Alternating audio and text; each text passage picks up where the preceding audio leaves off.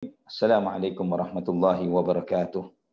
Alhamdulillahirabbil alamin wassalatu wassalamu ala asyrafil anbiya'i wal mursalin nabiyyina Muhammadin wa ala alihi wa sahbihi wa man tabi'ahum bi ihsanin ila yaumiddin. Qala Allah jalla wa ala ya ayyuhalladzina amanu taqullaha haqqa tuqatih wa la tamutunna illa wa antum muslimun. Amma ba'd. Saudaraku, saudaraku fillah rahimani wa rahimakumullah. Alhamdulillah, segala puji bagi Allah Subhanahu wa taala Ar-Rahmanir Rahim atas limpahan nikmat yang Allah berikan bagi kita semuanya. Alhamdulillah, dengan rahmat dan kasih sayangnya Allah Subhanahu wa taala perkenankan kita untuk melanjutkan kajian kita dari sirah Nabi kita Muhammad bin Abdullah sallallahu alaihi wasallam. Dan semoga insyaallah pada kesempatan ini kita di samping kita akan membahas sesuai dengan judul tema yang sedang kita bahas, yaitu nazar Abdul Muttalib untuk menyembelih salah seorang anaknya sampai nanti pada pernikahan orang tua Rasulullah Sallallahu Alaihi Wasallam. Ikhwatal iman rahimani wa rahimakumullah. Peristiwa ini pada awalnya adalah karena sangat menyambung dengan peristiwa yang sebelumnya, yaitu ketika digalinya sumur Zam-Zam. Ketika itu Abdul Muttalib hanya memiliki satu orang saja, memiliki satu orang anak saja, yang paling tua. Siapa namanya? Harith, ya, anak yang paling tua dari Abdul Muttalib. Dia menggali Zam-Zam, menggali dan tidak ada seorang pun yang mau membantunya, bahkan mentertawakan Abdul Muttalib. Sampai kemudian ketika sumur Zam-Zam itu tergali, ya, dan ditemukanlah sumur itu, mereka orang-orang Quraisy yang lainnya mengatakan, wahai Abdul Muttalib, Anda tidak bisa begitu saja mengklaim sumur ini untuk dirimu saja, karena pada hakikatnya sumur ini adalah milik kakek kita semuanya, Ismail alaihissalam. Ini adalah kakek kita semuanya. Jadi tidak bisa Anda menguasai begitu saja. Dan pada saat itu, walaupun Abdul Muttalib sangat disegani oleh kaumnya, namun karena beliau baru memiliki seorang anak, maka dia merasa lemah. Artinya tidak ada yang mensupport dari anak-anaknya. Maka dia sampai bernazar. Nah, nazar pada saat itu, ikhwatal iman, Abdul Muttalib bernazar kepada berhala-berhala yang ada di Ka'bah, di sekitaran Ka'bah. Ya, karena di sekitaran Ka'bah itu ada 360 berhala pada saat itu. Dan berhala-berhala ini sangat diagungkan, sangat dikeramatkan oleh orang-orang kafir Quraisy, dan mereka sering melakukan ibadah-ibadah tertentu atau nazar-nazar terkait dengan hajat yang mereka inginkan. Mereka juga mengundi nasib melalui berhala-berhala tersebut ketika ingin melakukan hajat-hajat yang menurut mereka sangat penting. Mereka bertanya atau melakukan undi nasib dengan menggunakan busur anak panah, ya, busur anak panah yang dijaga, dimiliki oleh salah seorang dukun yang berkuasa di sekitaran Ka'bah sana. Dan kemudian dukun ini berperan sebagai perantara antara dia dengan berhala-berhala yang ada untuk menjadi perantara komunikasi lah bahasa mereka pada saat itu, sehingga kalau mereka ingin berangkat untuk pergi bepergian misalnya, atau tidak jadi bepergian, maka sang dukun inilah dengan busur-busur anak panah itu mengeluarkan undi nasibnya. Oh, jadi pergi atau tidak, atau yang lainnya, menikah atau tidak menikah, ya, dan hal-hal yang terkait dengan hal-hal penting yang ingin mereka lakukan. Maka pada saat itu Abdul Muttalib bernazar kepada berhala-berhala tersebut. Dia meminta, andai kata nanti diberi anugerah 10 orang anak laki-laki, ya, 10 anak laki-laki, maka dia akan menyembelih salah seorang dari anak laki-laki tersebut di sisi Ka'bah sebagai bentuk nazar agar dia mendapatkan 10 penolong, ya, 10 anak laki-laki yang kuat yang bisa menolong dirinya. Maka subhanallah, Allah Subhanahu wa taala mentakdirkan Abdul Muttalib memiliki 10 orang anak laki-laki, ya, 10 anak laki-laki dan 6 wanita, ya. Yang paling tua namanya adalah Harith, ya, anak yang paling tua. Ibunya Harith bernama Sofiyah binti Jundub. Ini anak yang paling tua.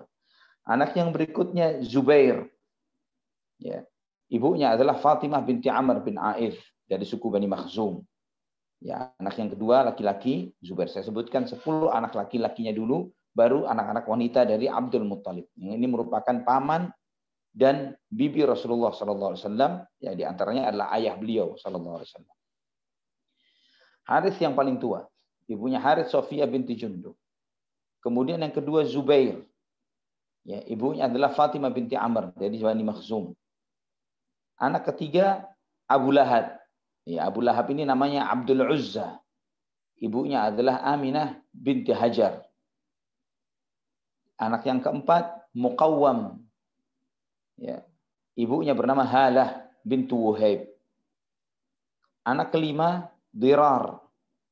Ini adalah saudara kandung dari Abbas, paman Rasulullah SAW. Ibunya bernama Natlah. Kemudian Abu Talib. Ibunya adalah Fatimah binti Amr dari Bani Makhzum. Ketujuh, Jahal. Atau diriwayatkan juga dengan Hajal. Ibunya adalah Halah binti Wuhaib. Anak kedelapan Abdullah. Itu ayah Rasulullah SAW. Dia adalah saudara kandung dari Abu Talib. Ya, saudara kandung dari Abu Talib dan Zubair. Maksudnya saudara seayah dan seibu. Anak kesembilan Hamzah bin Abdul Muttalib. Ya, Hamzah, ibunya Halah binti Wuhaib. Dan ke-10 adalah Abbas, ibunya adalah Natlah. Nah, dari sini ikhwatal iman rahimani wa rahimakumullah, kita mengetahui di antara hikmah nantinya kenapa Rasulullah sallallahu alaihi wasallam diasuh oleh Abu Talib bukan oleh paman-pamannya yang lain. Karena di antara hikmahnya adalah Abu Talib adalah salah seorang paman beliau yang seayah seibu. Yani saudara seayah seibu dengan Abdullah. Ini di antara hikmah. Kenapa kok tidak diasuh oleh Zubair atau Abu Lahab atau Muqawwam atau Dirar dan yang lainnya? Di antara hikmahnya adalah itu. Ikhwatal iman rahimani wa rahimakumullah. Anak yang paling kecil dari Abdul Muttalib adalah Abbas bin Abdul Muttalib.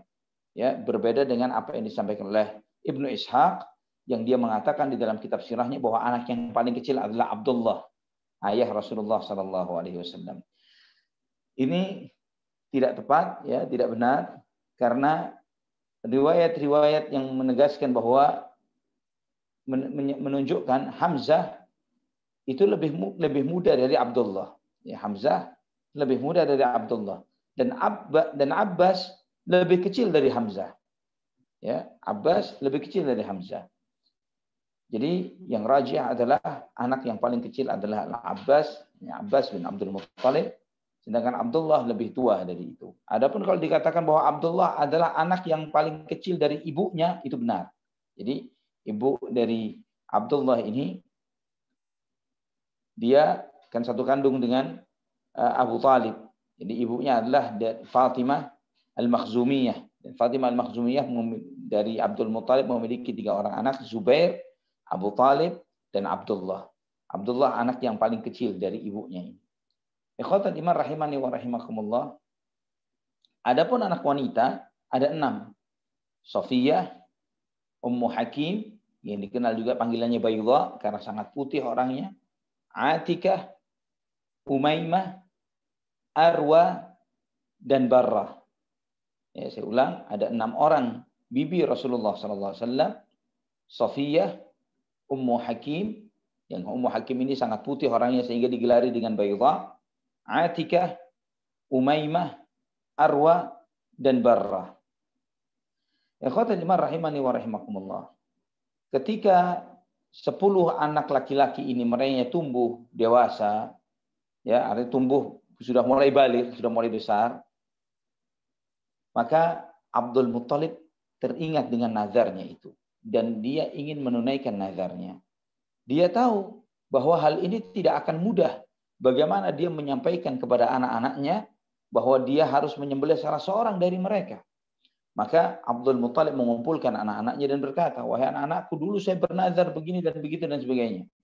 Maka setelah disampaikan hal ini, anak-anak Abdul Muttalib menerima. Ya, mereka mau menerima akan nazar tersebut. Ikhwatal iman rahimani wa rahimakumullah. Peristiwa ini atau yang serupa dengan ini pernah terjadi kepada siapa? Ibrahim alaihissalam terhadap putra beliau Ismail alaihissalam. Namun sangat beda sebab dan akibatnya. Ya, jika Ibrahim alaihissalam diperintahkan oleh Allah Subhanahu wa taala untuk menyembelih putranya Ismail alaihissalam atas perintah Allah Subhanahu wa taala, bukan karena nazar. Allah Subhanahu wa taala. Sedangkan Abdul Muttalib melakukan ini karena nazar kepada berhala-berhala yang disembahnya selain Allah Subhanahu wa taala. Jadi beda antara Ibrahim alaihissalam yang melakukannya karena tauhid la ilaha illallah, adapun Abdul Muttalib melakukannya karena tradisi kesyirikan. Dan sebagian orang-orang musyrikin, ikhwatal iman rahimani wa rahimakumullah, bahkan sampai kepada masa-masa yang tidak lama, kita masih sering mendengar sebagian orang yang bernazar jika dia memiliki sekian orang anak, atau jika dia mendapatkan kekayaan, maka dia akan bernazar untuk membunuh salah seorang atau menyerahkan nyawa salah seorang anaknya kepada berhala-berhala atau syaitan-syaitan yang dia sembah selain Allah Subhanahu wa taala. Ya, sampai hari ini kita masih mendengar istilah pesugihan-pesugihan, yang dengan pesugihan-pesugihan itu sebagian orang tua sampai mau mengorbankan anaknya untuk berhala-berhala yang dia sembah, yang disembah oleh orang tuanya selain Allah Subhanahu wa taala. Ikhwatul iman rahimani wa rahimakumullah. Maka ketika anak-anak Abdul Muttalib menyetujui akan hal ini, maka Abdul Muttalib pun mengumpulkan anak-anaknya laki-laki yang 10 ini di dekat Ka'bah. Dan masing-masing diberi satu busur panah tadi ini, busur panah. Dan diminta untuk menaruh di berhala yang ada di dalam Ka'bah, yaitu Hubal. Ya, ada satu berhala yang diagungkan oleh bangsa Mekah, masyarakat Mekah pada saat itu, yang bernama Hubal. Itu adanya di dalam Ka'bah. Dan sebagaimana tadi Anda sampaikan bahwa busur-busur panah ini diserahkan kepada si penunggu, ya, juru kuncinya Hubal ini tadi. Abdul Muttalib berkata bahwa saya telah bernazar, siapa yang namanya keluar dari yang ada dari busur-busur panah ini, dialah yang akan saya sembelih. Ya, dialah yang akan saya sembelih. Pada saat itu, ikhwatal iman rahimani wa rahimakumullah, anak yang paling dicintai oleh Abdul Muttalib adalah Abdullah. Ya, dia sangat mencintai Abdullah. Maka dia berkata di dalam hatinya, semoga saja bukan Abdullah yang keluar. Namun subhanallah, ternyata yang keluar nama Abdullah. Ikhwatan iman rahimani wa rahimakumullah. Awalnya, orang-orang Quraisy yang lain tidak mengetahui akan nazar dari Abdul Muttalib ini. Mereka tidak tahu akan hal ini. Maka ketika Abdul Muttalib mengetahui nama yang keluar adalah Abdullah, maka dia membawa Abdullah, menggandeng, menuntun Abdullah dengan membawa pisau, membawa alas, ya, untuk menunaikan nazarnya di Ka'bah.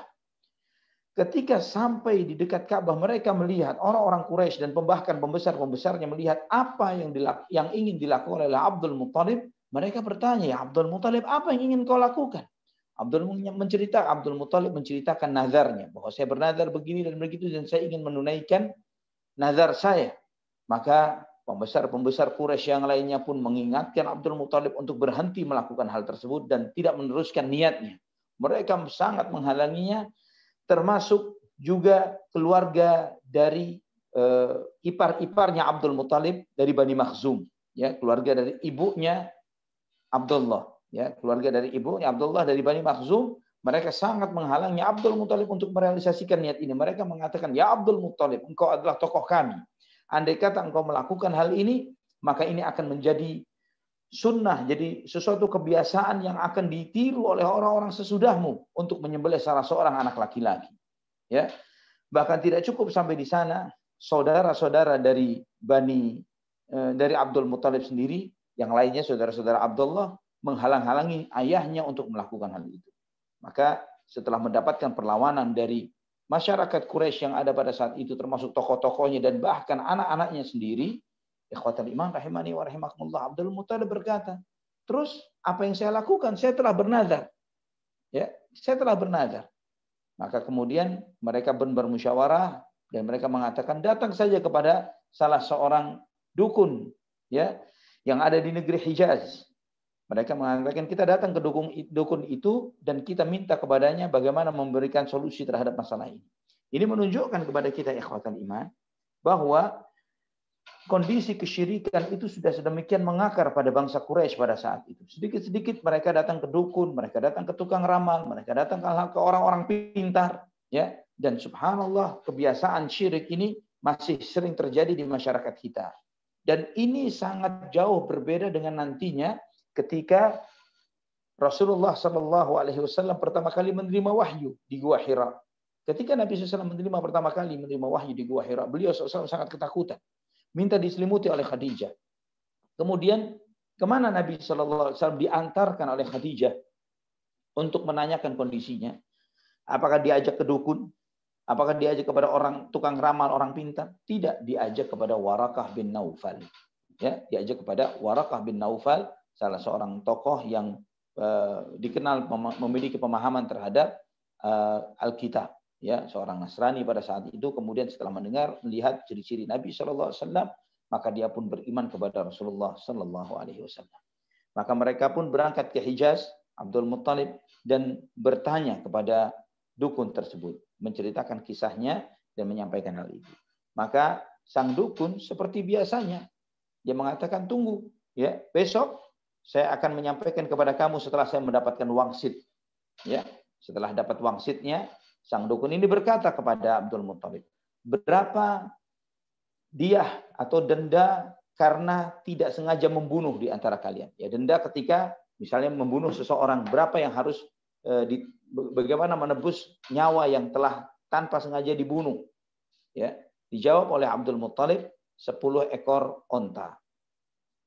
Maka kata dukun tersebut, begini saja, buatlah 2 busur pilihan, satu atas nama Abdullah, satu atas nama 10 ekor onta.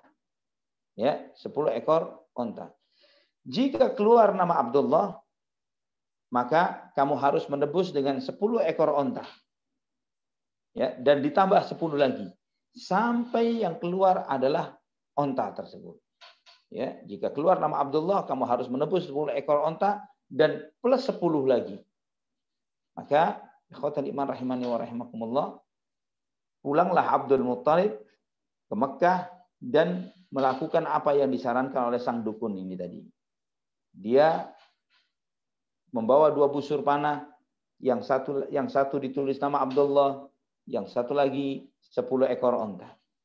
Setiap keluar nama Abdullah, maka digantilah dengan 10 ekor onta ditambah 10 lagi. Sampai, dan ini terus berulang. Keluar nama Abdullah, keluar 20. Nama Abdullah, keluar. Terus demikian. Sampai jatuhlah kepada, sampai sudah tertebuskan sampai 100 ekor onta. Ya, tertebuskan sampai 100 ekor onta. Ikhwatal iman rahimani wa rahimakumullah. Setelah 100 ekor onta, baru keluar nama ontanya, 10 onta. Setelah 100. Ya, setelah 100 untuk penebusan Abdullah ini, baru keluar nama Abdullah.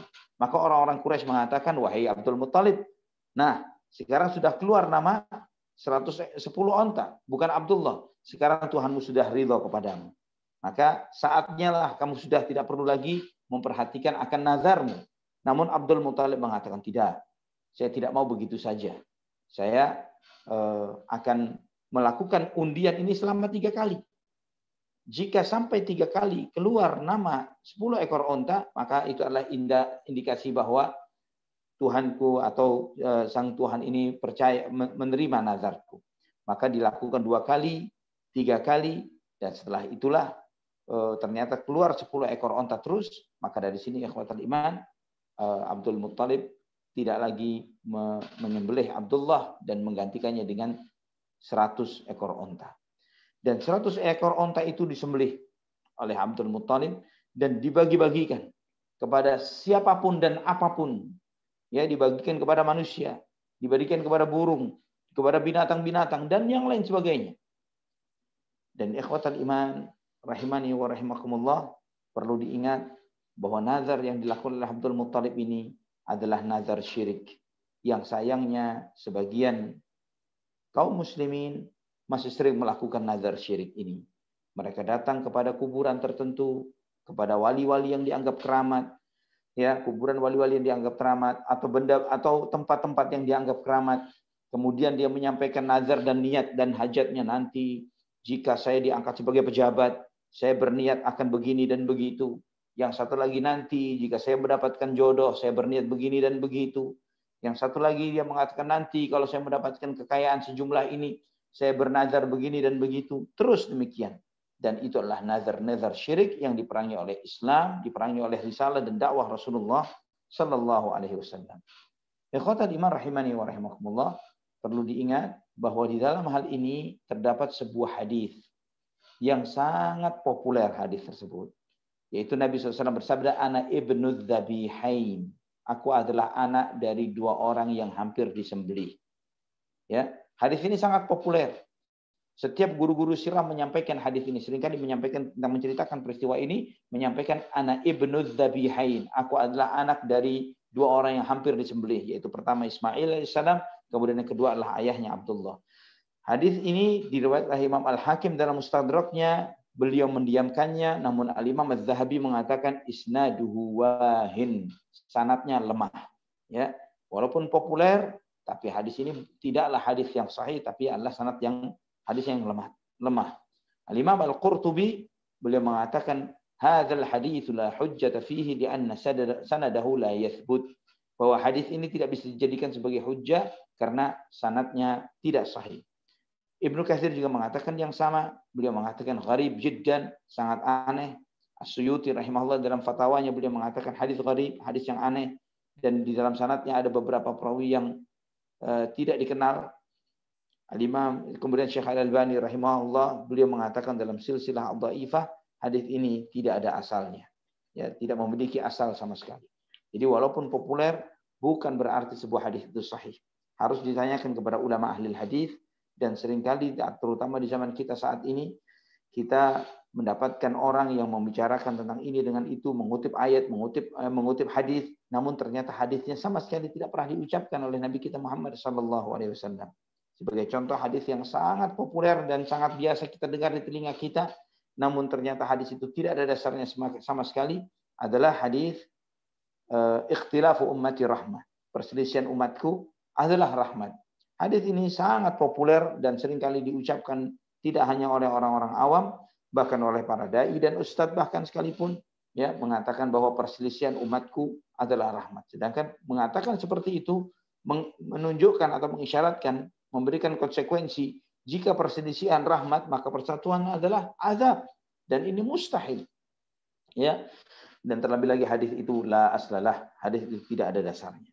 Ikhwatal iman rahimani wa rahimakumullah. Maka setelah ditunaikannya nazar Abdul Muttalib ini, Abdul Muttalib begitu senangnya, begitu bahagianya. Ya, dia merasa senang sekali tidak jadi menyembelih anaknya. Walaupun dia harus mengorbankan seluruh hartanya, dia akan lakukan hal tersebut agar tidak melakukan nazar itu, yaitu untuk menyembelih anak beliau sendiri. Dan subhanallah, itu menambah rasa cinta yang semakin dalam dari Abdul Muttalib kepada putra beliau Abdullah, yang merupakan ayah dari Rasulullah sallallahu alaihi wasallam. Barakallahu fiik, jazakallahu khair. Ikhwatal iman rahimani wa rahimakumullah. Ketika Abdullah berusia 25 tahun, beliau seorang pemuda yang sangat tampan, ya, sangat gagah. Dia memiliki fisik yang cukup kuat. Ayahnya ingin menikahkannya dengan dia memilihkan wanita terbaik yang layak dijadikan sebagai istri bagi Abdullah ini. Maka dia mendatangi Wahab Ibnu Abdi Manaf bin Zuhrah bin Kilab bin Murrah, yang merupakan tokoh yang sangat disegani dari Bani Zuhrah pada saat itu, ya, dan dia menyampaikan hajat dan niatnya ingin menikahkan putra kesayangannya Abdullah dengan putri kesayangan dari Wahab bin Abdi Manaf bin Zuhrah ini, yang bernama Aminah.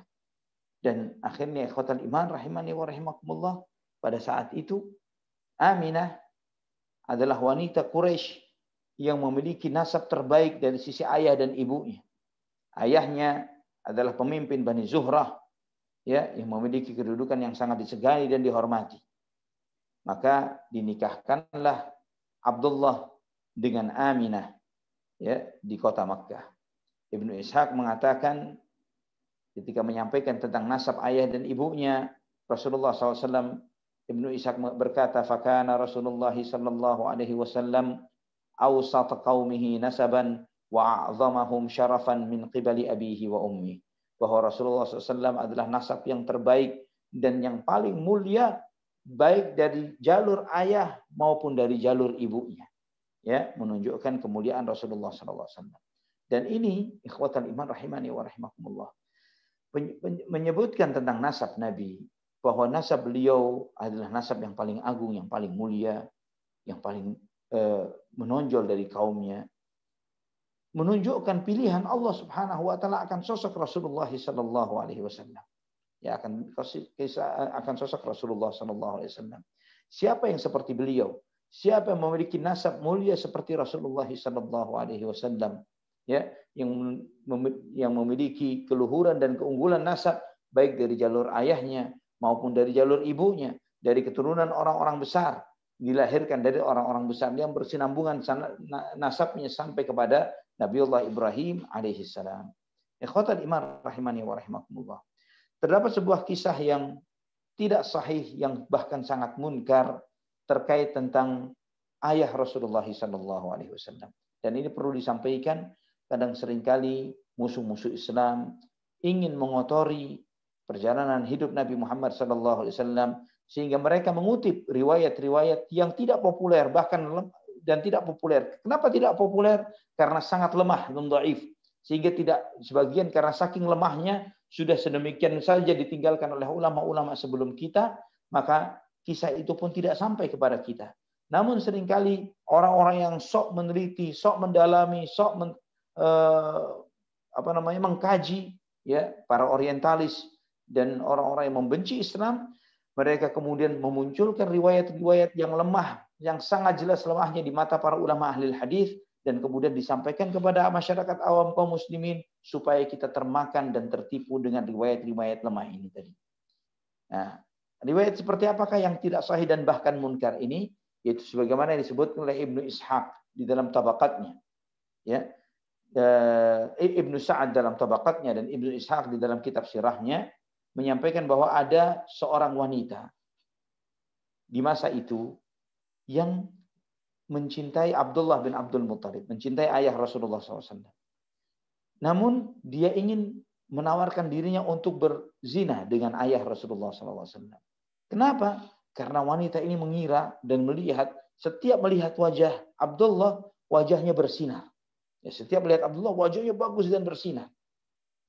Dan ternyata setelah Abdullah menikahi Aminah, ya, setelah menikahi Aminah dan berumah tangga dengan Aminah, sekali waktu, ya, sebagaimana apa yang disampaikan tentang kisah ini, Abdullah menghampiri wanita tadi, ya, dan menawarkan, apakah kamu masih menawarkan dirimu seperti itu, yaitu ingin berzina dengan Abdullah?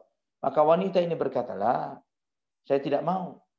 Dahulu ketika aku menyukaimu, setiap aku melihat wajahmu ada sinar di wajahmu yang bersinar. Namun setelah engkau menikah, sinar itu sudah tidak ada lagi di wajahmu, sudah hilang.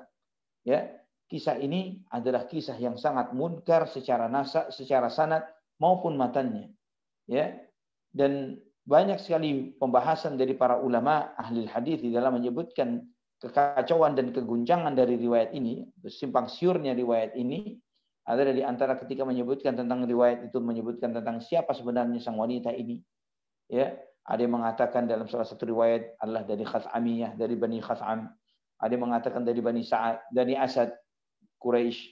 Ya, ada yang mengatakan dari Bani Adi, Adawiyah. Ada yang mengatakan namanya Qutailah, ada yang mengatakan namanya Laila, dan yang lain sebagainya. Juga ada yang mengatakan tentang simpang siurnya riwayat ketika menyebutkan tentang kronologis pertemuan antara Abdullah dengan wanita ini. Dan ini menunjukkan, ya, sanad yang muttarib ini, sanad yang kacau ini menunjukkan ketidaksahihan riwayat ini. Ikhwatal iman rahimani wa rahimakumullah. Maka para ulama seperti penulis kitab As-Sirah An-Nabawiyah As-Sahihah, Dr. Akram Dhiya Al-Umari, melemahkan hal ini. Dr. Muhammad Abu Syuhbah, yang salah satu penulis buku Sirah An-Nabawiyah fi Dhail Qur'ani wa Sunnah, beliau mengatakan wa fil haqqi anni fi syakkin min hadzal ard, dan hakikatnya saya meragukan pemaparan hal ini, pemaparan ini. Ini kisah ini perlu saya ingatkan, perlu saya sampaikan, karena terkadang sebagian misionaris, orientalis kafir, mengungkit-ungkit hal-hal yang tidak populer ini untuk membuat sebagian besar kaum muslimin yang awam terkejut-kejut. Apa iya? Masa iya? Karena kita menyadari ikhwatal iman bahwa kita mayoritas umat Islam syukur-syukur di rumahnya memiliki terjemahan Al-Quran. Apalagi sangat hebat jika dia memiliki perjalanan kitab sirah, perjalanan hidup Rasulullah SAW, dan juga memiliki kitab hadis. Minimumnya adalah misalnya Bulughul Maram dan Riyadhus Shalihin. Tapi berapa persen yang seperti itu? Mayoritasnya kita umat Islam sangat bakhil terhadap diri dan imannya di dalam belajar dan menuntut ilmu agama. Sedangkan semakin kita kenal Nabi SAW, semakin kita mengenal Allah Subhanahu Wa Taala, akan membuat kita semakin bahagia, akan membuat kita semakin cinta kepada Allah Subhanahu Wa Taala dan Rasulnya. Namun kita ikhwatal iman, mayoritas kita sangat kikir untuk menafkahkan sebagian harta untuk belajar menuntut ilmu. Bahkan kita menyadari, ya, saat ini dengan segala fasilitas yang telah Allah Subhanahu Wa Taala mudahkan, kita tidak harus belajar itu datang ke kelas. Kita tidak harus menempuh suatu perjalanan yang cukup jauh. Kita cukup duduk di tempat kita, di rumah kita, kita membuka gadget kita, dan mengambil istifadah ilmu dari ustadz-ustadz, dari guru-guru yang menyempatkan banyak waktu mereka untuk menuntut ilmu, mempelajari kitab A, kitab B, kitab C, membandingkan satu riwayat dengan riwayat yang lainnya, mengklasifikasikan mana yang sahih, yang mana yang lemah dan palsu, yang harus dikesampingkan, berhati-hati, memohon kepada Allah Subhanahu Wa Taala agar menyampaikan yang hak dan tidak menyampaikan yang batil. Sudah diberikan kemudahan-kemudahan seperti ini, namun tidak sedikit dari kita pun masih bermalas-malasan, tidak mau menuntut ilmu. Sedangkan menuntut ilmu kita tahu hukumnya wajib. Terlebih lagi menuntut ilmu yang akan membuat iman kita menjadi semakin benar. Terutama bagi mereka-mereka yang dijangkiti penyakit keraguan-raguan akan kebenaran Nabi Muhammad SAW, terjangkit penyakit was-was dan terkontaminasi dengan pemikiran-pemikiran misionaris Kristen atau orientalis kafir, maka mereka ini lebih wajib mempelajari hal ini ketimbang yang awam pada umumnya yang juga tetap wajib bagi mereka. Ikhwatal iman rahimani wa rahmatullah. Kemudian kita tahu bahwa profesi Abdullah ayah Nabi adalah seorang pedagang. Ya, dia melakukan perdagangan dari negeri Mekah ke Syam, Mekah ke negeri Yaman, ya, rihlat asy-syita'i was-shaif. Nah, ketika melakukan perjalanan ke negeri Syam dengan membawa bekal perdagangan ini, ya, selesai melakukan perdagangan, mereka pulang dari negeri Syam, dan biasanya sampainya di negeri Syam, setelah selesai dari negeri Syam, pulangnya mereka lewat kota Madinah, ya, dan ketika itu Abdullah ayah Nabi SAW, ketika sampainya di kota Madinah, beliau sakit. Dan kemudian beliau berkata kepada rombongan yang lain, biarkan saya tinggal di sini, ya, di sekitaran paman-pamanku dari ibuku, ya, dari Bani Adi bin Najjar. Maka kurang lebih sebulan Abdullah sakit dan dirawat di kota Madinah. Ada pun teman-temannya yang lain melakukan perjalanan kembali ke kota Mekah. Ketika sesampainya di Mekah, Abdul Muthalib tidak mendapati putranya Abdullah bersama rombongan. Dia bertanya, mana anakku? Mana Abdullah? Kenapa tidak ikut pulang bersama kalian? Maka teman-teman rombongan Abdullah berkata bahwa Abdullah ketika kami tinggalkan, beliau sedang sakit dan beliau dirawat di keluarga pamannya dari ibunya. Jadi di keluarga pamannya dari ibunya, dari Bani Adi bin Najjar. Ketika itu beliau sakit. Maka Abdul Muthalib mengutus anaknya yang paling tua. Siapa yang paling tua? Harith, ya, anak yang paling tua diutus untuk menjemput anak beliau Abdullah. Namun sesampainya di kota Madinah, ternyata Abdullah sudah wafat. Ya, Abdullah sudah wafat. Dan dia dimakamkan di Darun Nabirah, ya, salah seorang di rumah Nabirah. Nabirah ini adalah salah seorang dari Bani Adi bin Najjar. Maka Harith pun pulang ke kota Mekah dan menyampaikan kepada ayahnya bahwa saudaranya yang merupakan anak kesayangan dari sang ayah, anak kesayangan Abdul Muthalib, sudah wafat. Maka sedihlah Abdul Muthalib, demikian pula saudara dan saudarinya dengan sedih yang sangat. Ikhwatal iman rahimani wa rahimakumullah.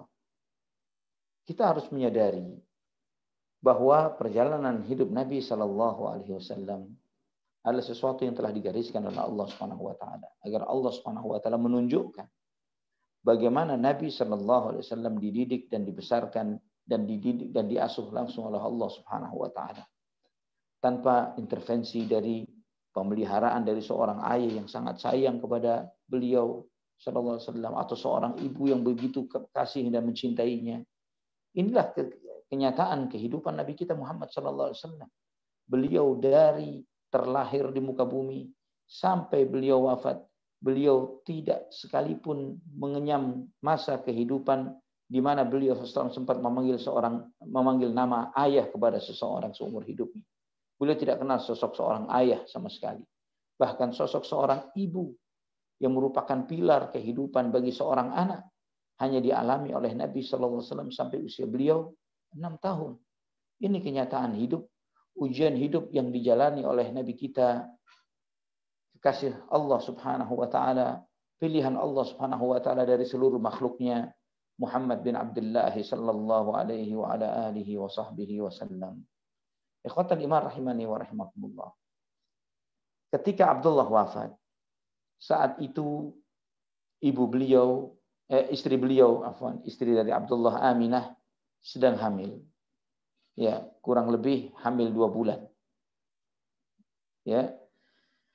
Sebagaimana diriwayatkan oleh Al-Hakim dalam Mustadraknya dan beliau mensahihkannya dari Qais bin Makhramah radhiyallahu anhu berkata, "Tuwfiya abuhu wa ummuhu hubla bihi." Bahwa Rasulullah SAW, ayah beliau wafat ketika ibunya sedang mengandungnya. Ya.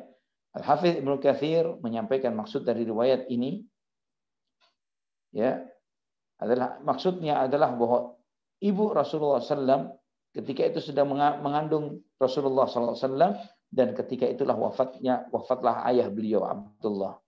Ya, ini pendapat yang sangat masyhur di antara para ulama.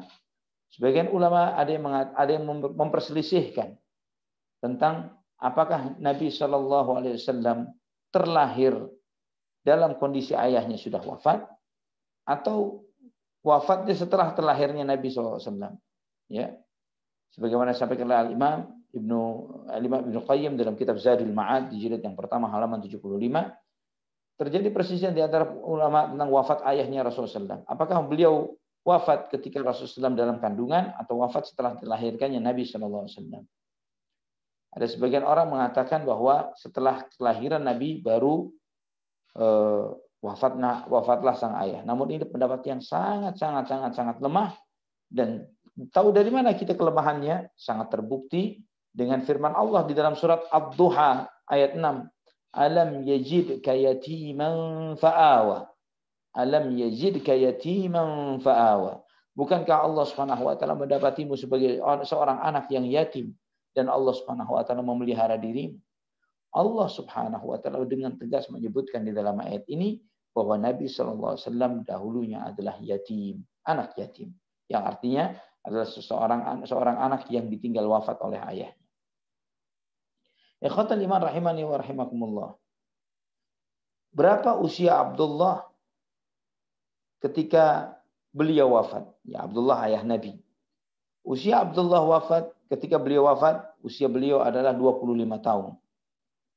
Ya, usia Abdullah ketika wafat usianya 25 tahun. Karena menikahnya jauh sebelum itu dan wafat usia 25 tahun.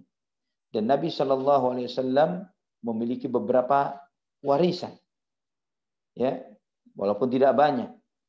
Ayah Nabi SAW mewariskan beberapa hal untuk Nabi SAW.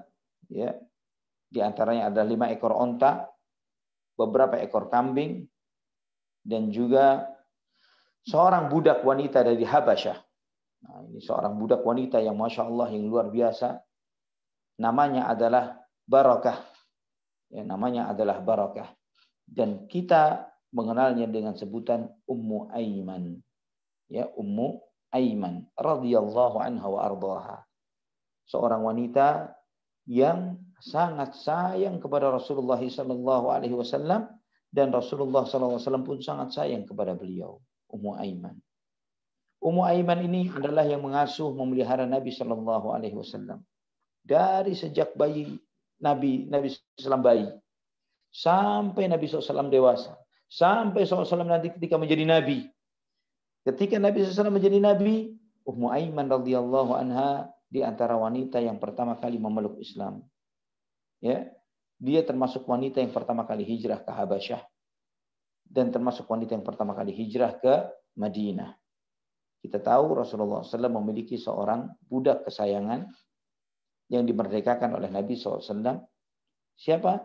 Namanya adalah Zaid bin Harithah. Zaid dimerdekakan oleh Nabi karena Nabi SAW sangat sayang kepada Zaid, dan Zaid dinikahkan dengan Ummu Aiman ini. Ya, dinikahkan dengan Ummu Aiman, dan Allah Subhanahu wa taala menganugerahi seorang anak dari pernikahan itu yang bernama Usamah. Ya, Usamah bin Zaid radhiyallahu anhuma. Usamah bin Zaid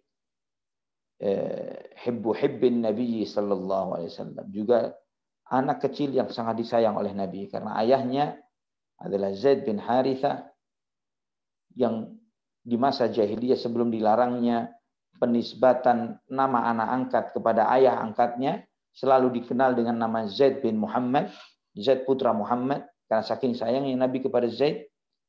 Itu dinikahkan dengan Ummu Aiman dan lahirlah Usamah bin Zaid radhiyallahu anhuma. Dan Ummu Aiman, beliau ini usianya cukup panjang. Beliau wafat di masa kekhilafahan Utsman ibnu Affan radhiyallahu anhu. Ya, kita artinya setelah Rasulullah SAW wafat, Ummu Aiman masih hidup. Ya. Dan ikhwatal iman rahimani wa rahimakumullah. Imam Muslim meriwayatkan di dalam sahihnya tentang kisah Ummu Aiman, di antara kisah Ummu Aiman. Wa kana min sya'ni Ummi Aiman, Ummu Usamah bin Zaid, annaha wasifatan ay amatan li Abdullah bin Abdul Muttalib, wa kanat min al-Habashah. فلما ولدت آمنة رسول الله صلى الله عليه وسلم بعدما توفي أبوه فكانت أم أيمن تحضنه حتى كبر رسول الله صلى الله عليه وسلم فأعتقها. Bahwa Ummu Aiman radhiyallahu anha, beliau adalah ibu dari Usamah bin Zaid radhiyallahu anhu. Dan dulunya adalah seorang budaknya Abdullah bin Abdul Muttalib, budak dari ayah Rasulullah SAW. Beliau adalah wanita dari Habasyah, dari Ethiopia.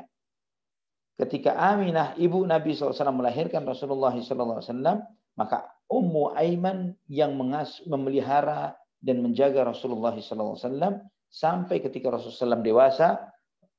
Rasulullah SAW memerdekakan Ummu Aiman. Ikhwatal iman rahimani wa rahimakumullah. Banyak para ulama sirah menyampaikan kisah-kisah yang menarik tentang Ummu Aiman dengan Rasulullah SAW. Karena Rasulullah SAW sangat sayang kepada Ummu Aiman, sangat dicintai oleh Ummu Aiman. Semua sahabat tahu akan hal ini. Sehingga pernah sekali waktu Ummu Aiman ingin bepergian, dan Ummu Aiman bertanya kepada Rasulullah, ya Rasulullah SAW, saya ingin pergi, ingin bepergian. Sediakan kendaraan untukku. Maka Rasulullah SAW mengatakan, ya akan saya sediakan kendaraan untukmu wahai Ummu Aiman. Maka Nabi SAW mengatakan, saya akan sediakan untukmu anak seekor onta. Maka Ummu Aiman bertanya, ya Rasulullah, saya ini kamu jangan main-main denganku. Bagaimana seekor anak onta bisa memikul saya? Saya sudah tua, badan saya sudah cukup besar. Bagaimana anak onta bisa membawa saya? Kata Ummu Aiman. Nabi SAW diam. Kemudian Ummu Aiman bertanya lagi sampai kemudian didatangkanlah onta, dan ternyata adalah onta dewasa. Ummu Aiman pun berkata, ya Rasulullah, kamu katakan tadi anak onta. Maka Nabi SAW berkata kepada Ummu Aiman, ya Ummu Aiman, bukankah onta ini juga anak dari onta sebelumnya, dari onta dari ayah dan dari ibunya yang memiliki seekor induk yang merupakan induk dari onta ini? Maka Ummu Aiman pun tertawa. Ummu Aiman radhiyallahu anha sangat disegani oleh para sahabat radhiyallahu anhum ajma'in. Sehingga pernah sekali waktu, tidak lama setelah wafatnya Rasulullah sallallahu alaihi wasallam, Abu Bakar dan Umar radhiyallahu anhuma bertemu. Dan kemudian mereka berkata satu dengan yang lainnya, mari kita singgah ke rumah Ummu Aiman. Karena apa? Karena biasa ketika Nabi SAW masih hidup, mereka melakukan hal itu. Rasulullah SAW dengan Abu Bakar dan Umar. Saat ini Rasulullah SAW sudah wafat. Kata Abu Bakar dan Umar, mari kita singgah ke rumah Ummu Aiman. Kita mengenang masa-masa bersama Rasulullah Sallallahu Alaihi Wasallam. Maka berangkatlah mereka berdua ke rumah Ummu Aiman. Sesampai di rumah Ummu Aiman radhiyallahu anha melihat Abu Bakar dan Umar, dua sahabat Rasulullah Sallallahu Alaihi Wasallam yang selalu bersama Nabi. Namun kali ini datang cuma berdua, menangis. Menangis dan dihiburlah oleh Abu Bakar dan Umar. Dihibur dan mengatakan, wahai Ummu Aiman, saat ini kondisi Rasulullah SAW jauh lebih baik ketimbang ketika beliau bersama kita semuanya. Jauh keadaan beliau SAW saat ini jauh lebih menyenangkan buat beliau ketimbang ketika beliau SAW hidup bersama kita. Beliau di surga, di tempat yang mulia, di tempat yang tinggi, diberi rahmat oleh Allah Subhanahu wa taala. Namun Ummu Aiman radhiyallahu anha mengatakan, bukan itu yang aku tangisi. Aku tahu bahwa Nabi SAW dalam hal ini saat ini berada dalam kondisi yang jauh lebih baik ketimbang beliau bersama kita. Namun yang aku tangisi adalah kemarin dahulu ketika Nabi SAW masih hidup, siang dan malam malaikat Jibril alaihissalam turun untuk menyampaikan wahyu dari Allah Subhanahu wa taala yang merupakan bentuk rahmat dan kasih sayang Allah untuk seluruh umat manusia. Disalah ini Al-Quran. Namun dengan wafatnya Nabi SAW, wahyu pun terputus. Malaikat Jibril tidak lagi datang untuk menyampaikan wahyu kepada siapapun dari umat Muhammad SAW, karena beliau hanyalah diberi tugas untuk menyampaikan wahyu kepada Rasulnya, utusan Allah Subhanahu wa taala, Rasulullah SAW. Setelah menyampaikan hal ini, para sahabat pun, Abu Bakar dan Umar pun menangis mendengar apa yang disampaikan oleh Ummu Aiman. Betapa besarnya rahmat turunnya wahyu di masa hidupnya Rasulullah SAW. Betapa besarnya rahmat dan kasih sayang Allah ketika Allah Subhanahu wa taala memperkenankan malaikat Jibril siang dan malam dalam kondisi ketika Nabi SAW di hadapan para sahabatnya, atau ketika Nabi SAW sendiri, atau bahkan ketika Nabi SAW sedang berduaan dengan istrinya, turun malaikat Jibril alaihissalam menyampaikan wahyu-wahyu dari Allah Subhanahu wa taala. Ikhwatal iman rahimani wa rahimakumullah. Abu Bakar dan Umar pun menangis mendengarkan apa yang disampaikan oleh Ummu Aiman radhiyallahu anha. Dan ikhwatal iman, di antara ibrah dari kisah Ummu Aiman yang barusan disampaikan, bahwa malaikat itu tidaklah turun ke muka bumi kecuali atas izin Allah Subhanahu wa taala, bukan atas kemauan si A, si B, si C dan yang lain sebagainya. Tidak ada istilahnya seorang kiai, seorang ajengan, seorang gus atau yang semisalnya guru agama tertentu, dia bisa memerintah malaikat atau bahkan malaikat Jibril untuk datang bertemu dengannya, menyampaikan wahyu dan yang lain sebagainya. Ini adalah sesuatu yang mustahil, dan jika ada yang menyampaikan hal yang seperti ini, itu menunjukkan kebohongan yang nyata dari yang bersangkutan. Ya, jangan sampai kita mudah terkelabuhi dan diperdaya oleh sebagian orang yang mengaku ngerti agama, ya, memahami ilmu agama, dan kemudian dia mengatakan bahwa dia bertemu dengan malaikat Jibril, dia menerima ilmu dari malaikat Jibril, menerima wahyu atau menerima wangsit atau yang semisalnya. Ini adalah kebohongan-kebohongan sebagian yang mengaku dirinya tokoh agama, dan jika benar memang dia melihat sosok-sosok yang diklaim sebagai malaikat Jibril dan lain sebagainya, itu adalah sosok-sosok syaitan yang menjelma dirinya seperti malaikat Jibril, dan mustahil malaikat Jibril turun semau-maunya kepada seseorang selain kepada para nabi dan para rasul. Ikhwatal iman rahimani wa rahimakumullah, fenomena-fenomena aneh yang mungkin dihadapi oleh sebagian tokoh yang mengaku dirinya tokoh agama, ya, bisa mendatangkan malaikat Jibril, bisa melihat ini dan itu dan lain sebagainya, adalah fenomena-fenomena bohong dan palsu yang dikemas dengan kemasan-kemasan agama, ya, dengan tujuan supaya diterima oleh umat manusia, namun itu tidaklah benar sama sekali. Ya, Ummu Aiman, Abu Bakar, Umar radhiyallahu anhum ajma'in sangat tahu dan yakin bahwa tidak mungkin malaikat Jibril datang kembali untuk menyampaikan wahyu kepada salah seorang dari umat Muhammad SAW atau dari umat manusia manapun. Karena apa? Karena Allah telah menegaskan melalui lisan Rasulullah SAW firman-Nya di dalam surat An-Maidah ayat 3, al-yauma akmaltu lakum dinakum wa atmamtu 'alaikum ni'mati wa raditu lakumul Islam madina. Pada hari ini aku sempurnakan untukmu agamamu, aku sempurnakan nikmatku atasmu, dan aku ridha Islam sebagai agamamu. Allah telah sempurnakan agama ini dengan sangat sesempurna-sempurnanya, dengan Al-Qur'annya, dengan sunnahnya Muhammad bin Abdullah sallallahu alaihi wa ala alihi wa sahbihi wasallam.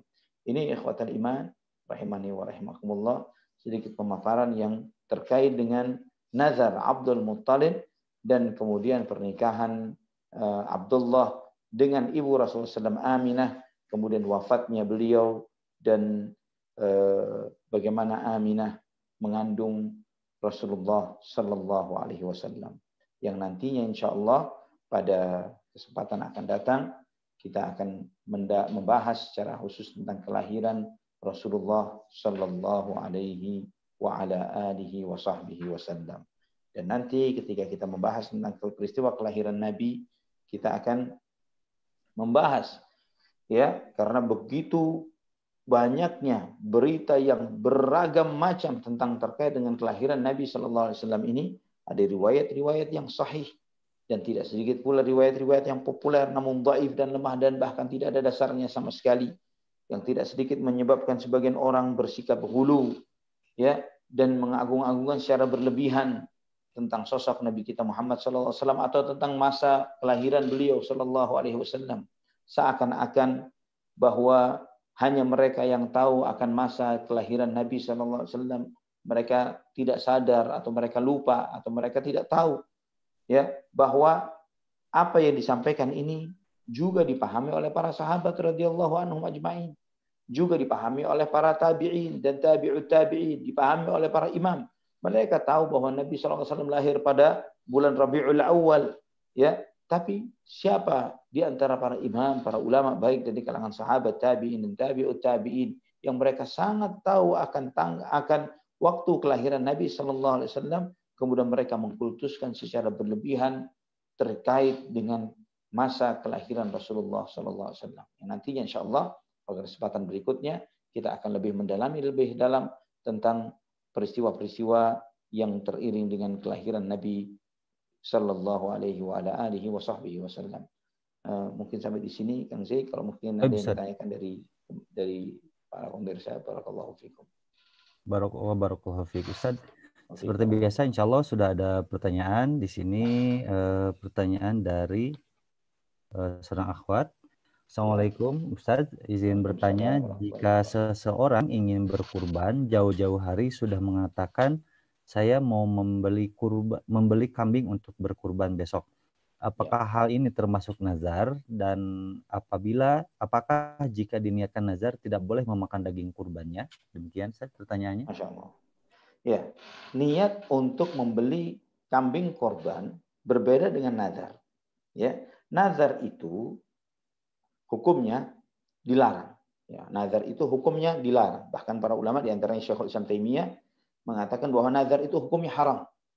Niat nazar, niat untuk bernazar. Nazar itu adalah mewajibkan suatu ibadah yang pada dasarnya tidak wajib.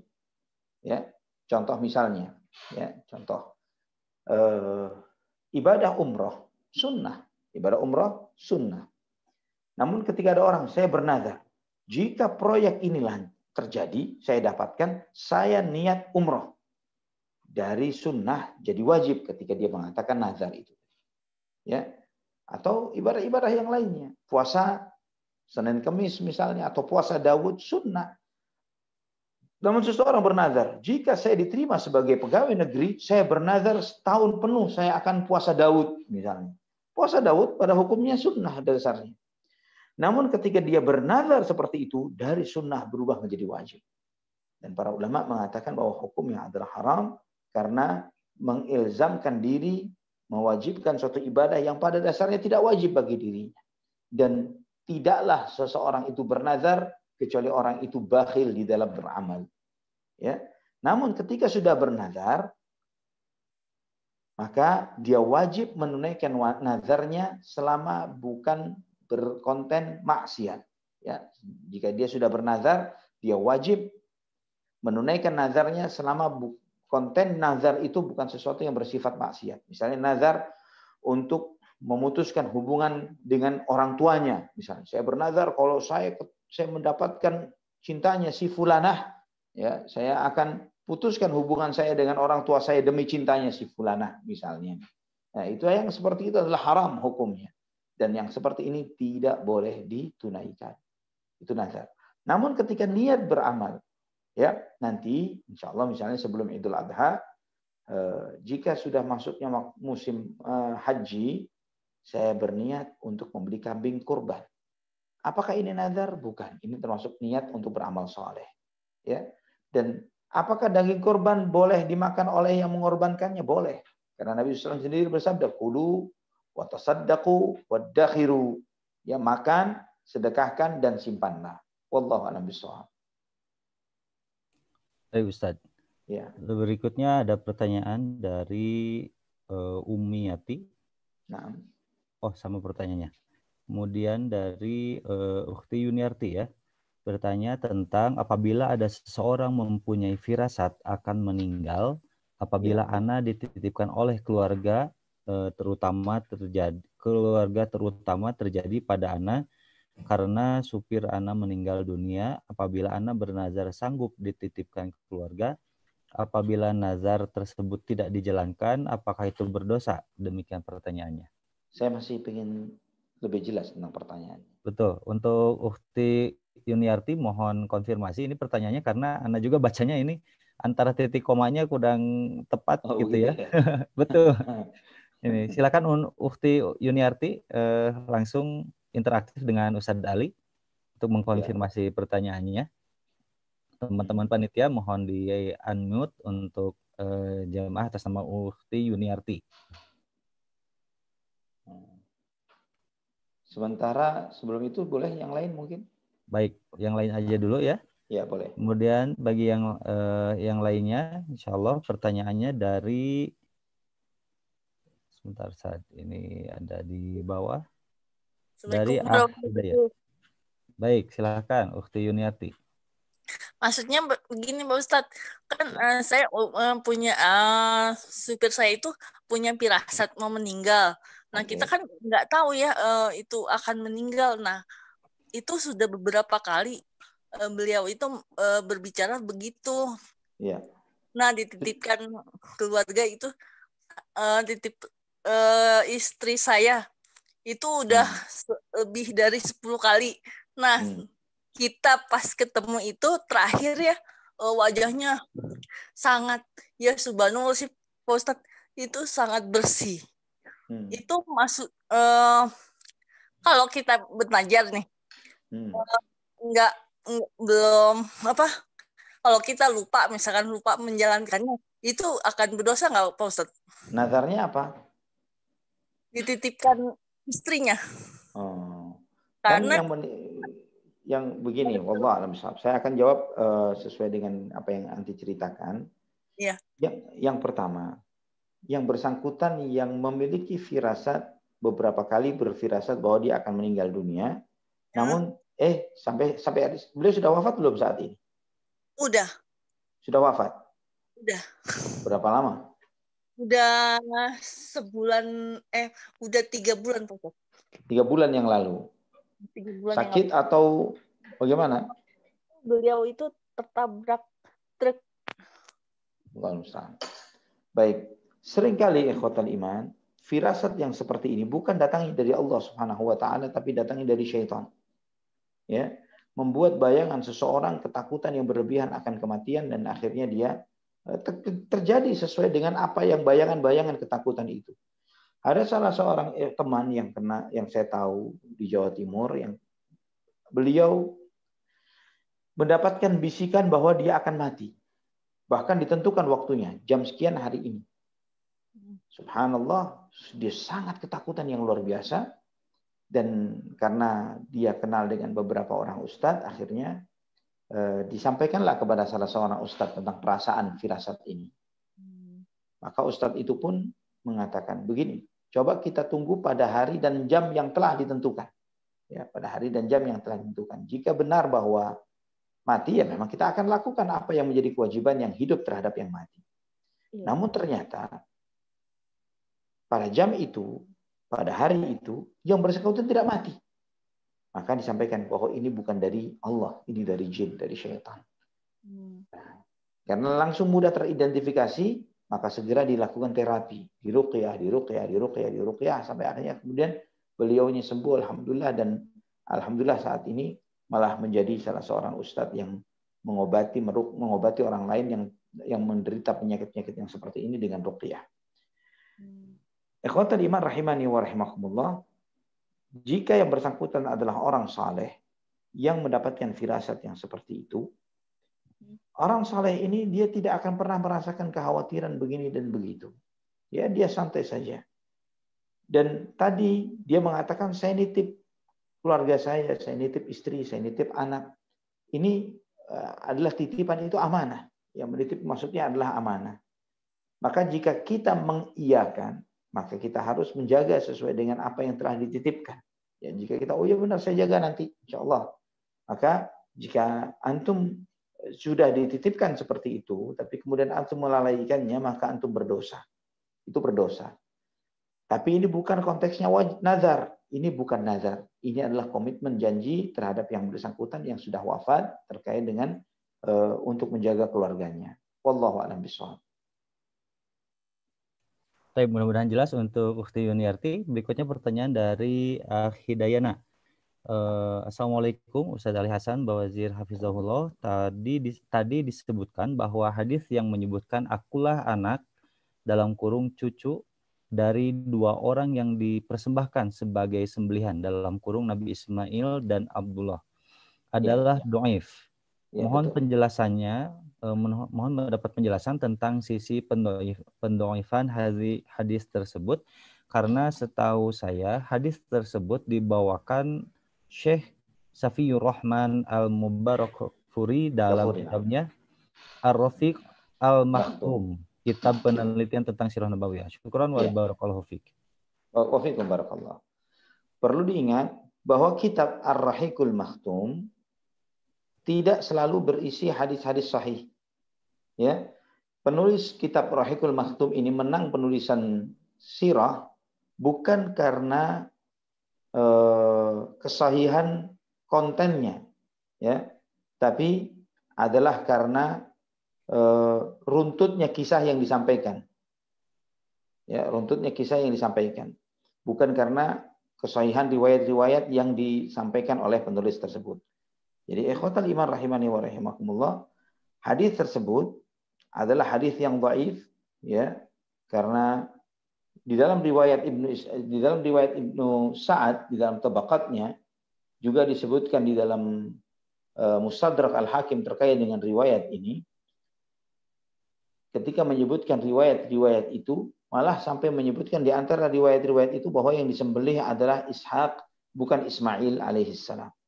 Ya, maka para ulama menegaskan akan kedhaifan riwayat ini. Tadi saya kutip beberapa perkataan para ulama, di antaranya Al-Imam Al-Zahabi rahimahullah, pada riwayat ini riwayat Mustadrak Al-Hakim, kemudian Al-Zahabi mengatakan isnaduhu wahin, sanadnya adalah sangat lemah. Juga Al-Imam Al-Qurtubi beliau mengatakan bahwa sanadnya tidak sahih, karena sanadahu la yathbut, sanadnya tidak sabit, tidak benar. Kemudian juga Ibnu Katsir mengatakan wa hadza haditsun gharibun jiddan, hadis ini sangat aneh. Ya, As-Suyuti mengatakan hadis gharib, dan di dalam sanadnya banyak perawi yang tidak dikenal. Bahkan Syekh Al-Albani rahimahullah beliau mengatakan dalam silsilah ad-dhaifah, kumpulan hadis lemah dan palsu, hadis nomor 331 dan juga 1677, la aslalah, bahwa tidak ada dasarnya. Ikhwatan iman rahimani wa rahimakumullah, kitab Ar-Rahiqul Maktum banyak menyebutkan beberapa riwayat-riwayat yang dhaif, yang tidak sahih. Sayangnya adalah seperti itu. Walaupun kitab ini sangat populer di masyarakat kita, terjemahannya ya sudah banyak dibaca oleh banyak orang. Oleh karena itulah kenapa kita melakukan kajian sirah ini dan coba kita singgung juga beberapa riwayat-riwayat yang populer itu. Yang membaca kitab Ar-Rahiqul Maktum perlu membaca buku yang ada seorang alim yang menulis sebuah buku, dan sayangnya setahu saya belum diterjemahkan ke dalam bahasa Indonesia, yang menjelaskan kelemahan-kelemahan beberapa riwayat yang terdapat di dalam kitab Ar-Rahiqul Maktum. Ya, jadi Anda jika membaca kitab Ar-Rahiqul Maktum sebagai kajian sirah, perlu didampingi dengan buku tersebut. Namun setahu saya buku itu masih berbahasa Arab. Wallahu a'lam bishawab. Ustaz, ini sudah pukul 21 lebih 4 menit. Apakah mau melanjutkan pertanyaan? Boleh. Jika ada yang masih ditanyakan, silahkan. Baik. Berikutnya pertanyaan dari Ummu Amru Cilacap. Assalamualaikum warahmatullahi wabarakatuh. Izin bertanya, Ustaz, ketika kita terlanjur bernazar hal baik, misalnya akan bersedekah jika anak wisuda, apakah itu termasuk maksiat dan apa yang harus dilakukan selain menunaikan nazar? Misalnya apakah ada kafarat yang harus dilakukan? Syukron Ustaz. Barakallahu fiik. Fiik barakallah. Jika sudah bernazar, maka dia harus menunaikan nazarnya. Jika sudah apalagi sudah mendapatkan apa yang dia nazarkan, dia harus menunaikan nazarnya. Ya, misalnya nazar bersedekah berapa rupiah? 1 juta, 2 juta, 10 juta, 100 juta. Ketika anak wisuda, maka dia harus menunaikan nazarnya, bersedekah sejumlah yang telah dinazarkan oleh yang bersangkutan. Wallahu a'lam bishawab. Nah, Ustaz. Ini berikutnya pertanyaan dari Zidan Rahadian. Assalamualaikum warahmatullahi wabarakatuh. Waalaikumsalam. Apakah nazar yang tidak terlaksana bisa diganti kapan saja saat kita ingat? Misalnya bernazar kurban tidak terlaksana dan baru ingat beberapa bulan kemudian. Kemudian saya pernah ikut kajian bahwa orang yang bernazar adalah orang yang berputus asa. Apakah itu benar, Ustaz? Demikian Ustaz pertanyaannya. Barakallahu fiik. Jadi kapan membayar nazar? Segera. Artinya ketika dia lupa kemudian dia ingat, dia segera membayarnya. Karena dia bernazar itu hutang kepada Allah Subhanahu wa taala yang harus dibayar. Ya, hutang kepada Allah yang harus dibayar. Benar, nazar itu adalah bentuk keputusasaan, benar nazar itu adalah bentuk kebakhilan. Ya. Jadi seorang yang putus asa akan rahmat Allah Subhanahu wa taala sehingga dia mentok begini dan begitu, kemudian dia, ya Allah saya bernazar jika begini dan begitu. Ya seakan-akan memaksa rahmat Allah Subhanahu wa taala untuk dirinya, sedangkan rahmat Allah sedemikian luas dan sedemikian besarnya. Juga mengisyaratkan akan kebakhilan dirinya. Kenapa dia harus menyatakan dalam bentuk nazar untuk bersedekah sejumlah rupiah tertentu misalnya, atau melakukan amalan-amalan kebajikan tertentu? Segera saja amalkan tanpa dibingkai dengan statement nazar. Wallahu a'lam bishawab. Baik, ini mungkin pertanyaan berikutnya ini mungkin tadi sudah dijelaskan oleh Ustadz, namun mungkin yang bersangkutan sedang telat atau telat hadir atau kurang menyimak atau sinyal mungkin ya. Ini pertanyaan dari Rozana Umur Ruqayyah dari Malaysia. Bismillahirrahmanirrahim. Apakah dalam ajaran Islam ada syariat nazar dan bagaimanakah nazar yang benar dalam Islam? Demikian Ustadz. Jazakallahu khairan. Allah yabarik fiikum. Nah, nazar tadi sudah saya jelaskan bahwa nazar itu ada tapi dilarang, ya ada dilarang. Jadi sebagian orang kadang bertanya, bagaimana Allah Subhanahu misalnya Allah menyebutkan tentang ciri-ciri ahlul jannah, yufuna bin nadri wa yakhafuna yawman kana syarruhu mustatira. Di antara ciri-ciri penghuni surga, mereka membayar nazar, mereka menunaikan nazar dan mereka takut akan hari yang keburukannya sangat berulang-ulang. Wa yakhafuna yawman kana syarruhu mustatira. Ikhwatan iman rahimani wa rahimakumullah. Dijelaskan oleh para ulama di antara Syekh Muhammad bin Shalih Al-Utsaimin rahimahullah, beliau mengatakan bahwa yang dipuji oleh Allah Subhanahu wa taala adalah seseorang yang setelah bernazar dia menunaikan nazarnya. Karena seringkali sifat manusia yang zaluman jahula, yang sangat zalim dan sangat bodoh ini, mereka bernazar semau-maunya, tapi ketika sudah mendapatkan apa yang dia inginkan melupakan akan nazarnya, tidak membayar nazar tersebut.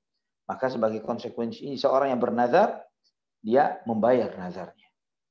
Berbeda antara ingin bernazar, ini yang pertama, dan yang kedua dengan membayar nazar yang telah dinazarkan. Ya, kalau ingin bernazar terlarang, dilarang. Ya, bahkan Ibnu Taimiyah mengatakan haram, Syekh Utsaimin juga mengatakan haram. Tapi membayar nazar setelah bernazar, hukumnya wajib. Ya. Dan Allah memuji yang menunaikan kewajiban ini. Wallahu a'lam bishawab. Ini penjelasan ringkas tentang nazar. Saya pernah menyampaikan materi tentang bernazar ini beberapa pekan yang lalu di salah satu kajian online juga. Wallahu a'lam, apakah ada di media sosial yang mungkin bisa disimak tentang hal ini. Ya, betul Ustaz itu. Baik, berikutnya dari pertanyaan Rizky Albanjari. Izan bertanya, Ustaz, apakah boleh bernazar untuk perkara yang tidak bertentangan dengan agama ataukah memang sebaiknya tidak bernazar? Demikian. Ya. Bernazar harus dijauhi sejauh-jauhnya. Ya, tinggalkan. Tidak perlu bernazar. Jika Anda memiliki hajat keinginan tertentu, ya, dan Anda menginginkan agar hajat itu segera dikabulkan oleh Allah Subhanahu wa taala, bertaqarrub, dekatkan diri kepada Allah Subhanahu wa taala. Jika saat ini misalnya dalam kondisi di luar pandemi Anda ada hajat tertentu dan sepertinya kalau akan lebih mudah ini diberikan kemudahan oleh Allah Subhanahu wa taala jika saya menyempatkan waktu untuk beribadah secara spesifik dalam sepekan, 2 pekan dengan melaksanakan ibadah umrah misalnya. Maka Anda memiliki kelebihan harta itu tidak perlu bernazar untuk umrah, segera berangkat umrah saja. Berangkat umrah, beribadah kepada Allah, meminta kepada Allah diberikan kemudahan-kemudahan untuk mengerjakan pekerjaan-pekerjaan apa yang Anda hajatkan, yang Anda inginkan dari Allah Subhanahu wa taala. Atau misalnya bernazar yang lain. Puasa Senin Kamis kah dalam sebulan, 2 bulan misalnya secara istiqamah, atau puasa Daud misalnya secara istiqamah, tidak perlu bernazar, segera lakukan ibadah-ibadah sunnah ini tanpa diniatkan atau dibingkai dengan nazar tadi. Wallahu a'lam bishawab. Masya Allah.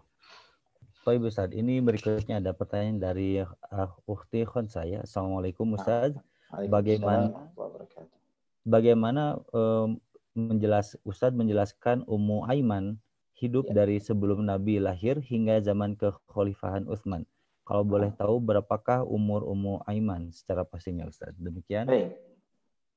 Barakallahu fiik. Saya belum tahu tentang berapa usia beliau radhiyallahu anha ketika beliau wafat. Nanti insya Allah coba saya cari tahu mungkin dari beberapa kitab seperti Syiar Alamin Nubala dan yang lainnya.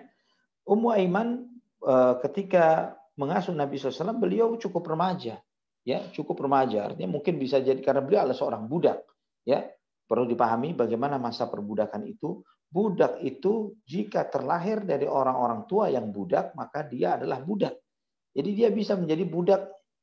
Ayah Rasulullah SAW jadi budak ibu Rasulullah SAW mungkin sejak dia masih cukup kecil, ya mungkin bisa jadi 6, 7, 8, 9 tahunan, ya sudah menjadi budak dari Aminah ibu Nabi SAW. Kemudian ikut membantu ketika kelahiran Rasulullah SAW, mengasuh Nabi SAW, ya sangat wajar seperti itu. Tapi berapa usia tepatnya, insya Allah saya akan cari informasinya di dalam kitab-kitab sirah para ulama yang lebih dalam seperti Syiar Alamin Nubala atau yang lainnya. Wallahu a'lam bishawab. Baik Ustaz. Masya Allah. Ini berikutnya pertanyaan dari Pak Heri Abu Yogi. Pertanyaannya, saya pernah mendengar bahwa sepeninggal Ibunda Muhammad SAW, beliau diasuh oleh kakeknya. Apakah cerita ini sahih? Demikian Ustaz pertanyaannya. Nah, benar. Riwayatnya sahih bahwa Nabi SAW diasuh oleh kakek beliau SAW, yaitu Abdul Muttalib. Ya, diasuh oleh Abdul Muttalib, dan Abdul Muttalib sangat sayang kepada Nabi SAW karena dia adalah satu-satunya cucu yang sudah ditinggal wafat oleh kedua orang tuanya sedangkan kakeknya masih hidup. Ya, maka Abdul Muttalib sangat sayang kepada Nabi SAW sedemikian rupa. Abdul Muttalib memiliki tempat duduk yang biasa beliau duduk di bawah bayang-bayang Ka'bah, ya. Dan tempat duduk ini tidak ada seorang pun orang Quraisy yang berani duduk di kursi itu, di tempat duduk ini, bukan kursi ya, tempat duduk bersandar di bawah, tapi khusus untuk Abdul Muttalib. Tidak ada seorang pun berani duduk di sana, hanya Abdul Muttalib saja. Tidak pula seorang pun dari anak-anak Abdul Muttalib, hanya Abdul Muttalib saja. Namun Nabi Shallallahu Alaihi Wasallam ketika masih kecil, ya usia beliau antara 6 sampai 8 tahunan, Nabi SAW sering ke sana dan duduk di tempat itu, ya di hadapan kakeknya, sehingga sebagian dari paman-paman Nabi SAW sampai menarik Nabi, wahai Muhammad jangan di sini, ini tempat kakekmu dan lain sebagainya, karena segan terhadap tempat duduk tersebut. Namun Abdul Muttalib melihat Nabi SAW dan beliau da'uhu, biarkan dia di sana. Ini di antara bentuk cinta dan sayangnya kakek Nabi SAW kepada Rasulullah SAW. Wallahu a'lam bishawab. Nanti insya Allah kita akan lebih ceritakan secara mendetail ketika pada waktunya. Ya, baik Ustaz. Ini berikutnya pertanyaan. Bila kita bernazar sesuatu, tapi nazar itu belum terpenuhi, tapi kita ingin memenuhi nazar tersebut. Apakah tidak apa-apa, Ustaz? Ini pertanyaannya kayak bolak-balik ya. Nah, Anda paham. Jadi maksudnya adalah dia bernazar jika misalnya lulus kuliah, misalnya nih wisuda, nazar sedekah 100 juta. Belum lulus. Bolehkah saya bayar nazarnya sekarang? Boleh. Lakukan sekarang. Dan insya Allah Subhanahu wa taala mudahkan segala urusan Anda. Lakukan sekarang, tidak perlu menunggu konsekuensi dari nazar Anda. Wallahu a'lam bishawab. Baik, Ustaz. Ini sebetulnya ada pertanyaan lagi, sebentar Ana seleksi dulu.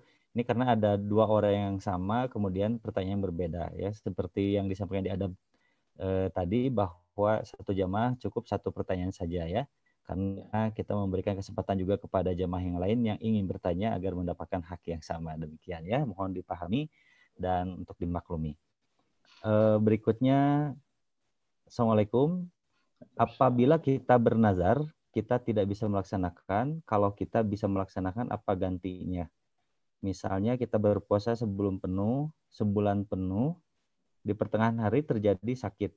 Bagaimana itu, Ustaz? Mohon masukannya, Ustaz. Jika bernazar sebulan penuh misalnya, di salah satu hari dia sakit, maka dia harus mengganti hari itu dengan hari yang lainnya. Misalnya dia sebulan penuh, dia baru jalani seminggu, ternyata salah satu dari hari itu dia sakit. Maka yang sakit itu dia harus bayar. Artinya hari itu dia tidak perlu puasa. Besoknya setelah dia sehat, dia puasa lagi untuk memenuhi jumlah 1 bulan penuh yang telah dia nazarkan tadi. Wallahu a'lam bishawab. Masya Allah, Ustaz. Ini kembali pertanyaan dari seorang ikhwan. Bismillah, izin bertanya Ustaz. Di zaman jahiliyah ada amalan-amalan yang diajarkan Nabi Ibrahim yang masih dilakukan oleh kaum Quraisy, seperti haji, umroh, dan tawaf. Apakah tata caranya sama dengan yang kita lakukan sekarang ataukah berbeda? Demikian Ustaz pertanyaannya. Allah yabarik fikum. Sebagian tata caranya sama. Sebagian besar dirubah-rubah oleh mereka dengan bid'ah-bid'ahnya mereka. Ya. Sebagian misalnya waktu wukuf. Ya. Wukuf itu harusnya di mana? Di Arafah. Namun orang-orang Quraisy wukufnya di Muzdalifah. Ya. Itu di antara perubahan yang mereka lakukan. Tawaf dengan menggunakan baju ihram. Tapi orang-orang kafir Quraisy menggantinya dengan keyakinan mereka bahwa tawaf harus menggunakan pakaian yang bersih. Maksudnya bersih di sini walaupun sumbernya pun harus dari sumber yang bersih.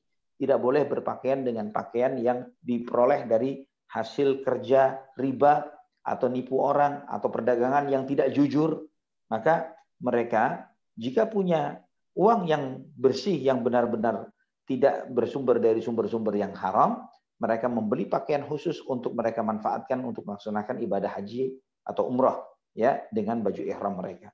Namun jika mereka tidak sanggup untuk itu, mereka menggunakan menyewa pakaian dari orang-orang kafir Quraisy.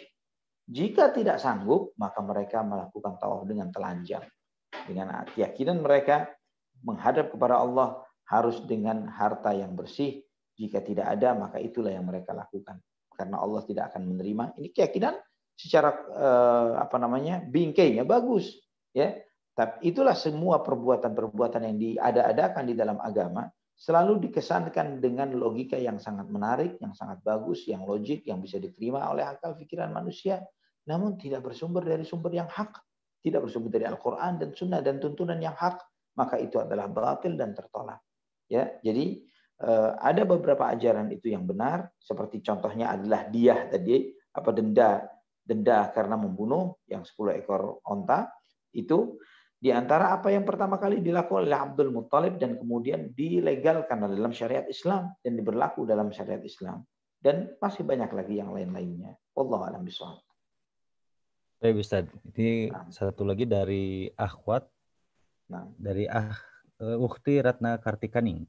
Bismillah, ketika Abdul Muttalib datang ke seorang dukun yang dijelaskan tadi hingga melakukan apa yang diperintahkan sang dukun, apakah ini sebagai kafarat karena Abdul Muttalib tidak jadi menyembelih Abdullah? Demikian pertanyaan Ustaz. Benar, barakallahu fiik. Benar. Benar ya? Jadi itu sebagai bentuk kafarah, makanya disebut diyah. Maka si dukun tadi kan bertanya, apa konsekuensi apa yang Anda gunakan untuk mengganti ketika terjadi pembunuhan kepada seorang manusia. Dijawab oleh Abdul Muttalib 10 ekor onta. Maka dukun pun memberikan isyarat, gunakan 2 busur anak panah, 1 10 ekor onta, satunya lagi adalah nama Abdullah. Mana yang keluar? Jika keluar nama Abdullah, ganti dengan 10 ekor onta. Nama Abdullah ganti 10 ekor onta tambah 10. Terus demikian ya sampai keluar nama 10 ekor onta baru clear, selesai. Seperti itu yang dimaksudkan dari kisah dari nazar Abdul Muttalib tadi. Baik. Nah, Ustadz, apakah masih berkenan menerima pertanyaan? ada pertanyaan? Masih ada? Boleh? Boleh. Sampai maksimum setengah 10, boleh? Maksimum setengah 10. Nah, Masya Allah. Nggak apa-apa ya? Kemudian pertanyaannya, boleh Ustadz? Justru kami senang. Barakallahu fikum. Pertanyaannya dari Rizky Al-Banjari kembali. Pertanyaannya, apakah kriteria sahih riwayat sejarah itu sama dengan kriteria dalam pensohihan hadis? Demikian pertanyaannya, Ustaz. Barakallahu fikum. Apakah di dalam kriteria pensahihan sirah sama dengan kriteria pensahihan dalam hadis? Benar. Ya, sesuai dengan itu karena memang sumber periwayatannya sama. Bersumber intinya asalnya ada dari Al-Qur'anul Karim karena dasarnya yang paling utama adalah dari sana. Sebagaimana tadi misalnya terjadi perselisihan di antara para ulama apakah Nabi Shallallahu Alaihi Wasallam ditinggal wafat oleh ayahnya ketika itu beliau di dalam kandungan ibunya atau beliau SAW sudah lahir di muka bumi. Jadi istilah perselisihan di antara para ahli sejarah. Namun Allah Subhanahu wa taala menjaga wajadaka ailam wajadaka yatiman fa'awa. Bahwa Allah engkau dalam kondisi yatim, kemudian Allah Subhanahu wa taala mendidik dan mengasuhmu. Ya, Allah Subhanahu wa taala menyebutkan bahwa keyatiman Nabi sallallahu alaihi wasallam di dalam Al-Qur'anul Karim. Dan ini sebagai hujjah yang paling kuat untuk menegaskan bahwa Nabi SAW adalah kondisinya yatim. Ya, ini lebih kuat ketimbang periwayatan-periwayatan ahli sejarah tertentu. Ini salah satu contohnya. Kemudian di dalam penetapan suatu peristiwa juga sama. Ya, dilihat siapa yang meriwayatkannya. Namun ya perlu diingat di dalam periwayatan sirah ini cenderung lebih longgar. Ya, cenderung lebih longgar. Kenapa? Karena tidak mengandung konsekuensi hukum tertentu. Tidak mengandung konsekuensi hukum tertentu. Berbeda jika mau dikaitkan dengan suatu konsekuensi hukum. Oh ini hukumnya wajib, oh ini hukumnya sunnah, atau hukumnya ini dan itu. Maka jika merujuk kepada sebuah peristiwa sirah, maka harus dipastikan peristiwa tersebut diriwayatkan secara sahih sesuai dengan standar para ulama ahli hadis. Namun jika hanya sebagai keruntutan kisah, oleh karena itulah kenapa sebagian penulis sirah mengentengkan untuk menyebutkan riwayat-riwayat yang kurang sahih. Yang mereka menganggap masalah itu tidak terlalu fatal. Ya, nanti insya Allah kita akan memberikan contoh-contohnya pada kajian-kajian yang akan datang terkait dengan hal ini. Kisah-kisah yang kurang sahih, namun sangat sering kita dengar. Ya, nanti insya Allah ketika pada waktunya saya akan sampaikan contoh-contohnya supaya kita memahami. Oh, jadi riwayat ini tidak sahih. Apa alasannya? Tapi kenapa kita sering dengar? Karena memang tidak mengandung konsekuensi hukum dan akidah. Jika mengandung konsekuensi hukum dan akidah dan didasarkan kepada peristiwa tersebut, maka harus diketatkan penelitiannya secara lebih mendalam menurut standar para ulama ahli hadis yang mentakhrij riwayat itu sahih atau dhaif. Wallahu a'lam bishawab.